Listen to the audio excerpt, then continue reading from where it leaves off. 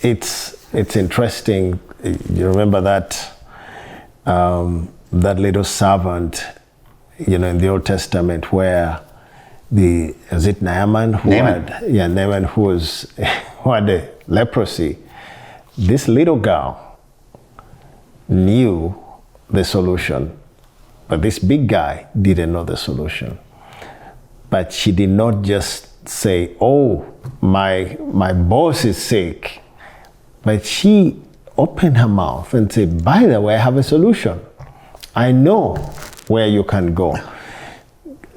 A little servant, she became a witness to a big man in a country. And I can imagine that many of us, we think we are nobodies, we can't do that, we can't contribute. But this girl had access to a place that even Elijah didn't have access to. That's exactly right.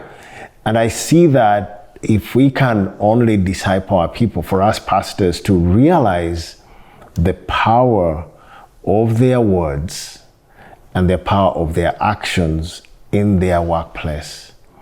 Because when they do that in the name of the Lord, the gospel will actually go to places where no one would even imagine the gospel would go.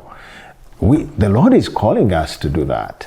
And I feel that, especially for the church in the West, this is the avenue that God is giving us now, especially with all the laws and the rules that actually try to stop the gospel from being preached. This is what we need to do.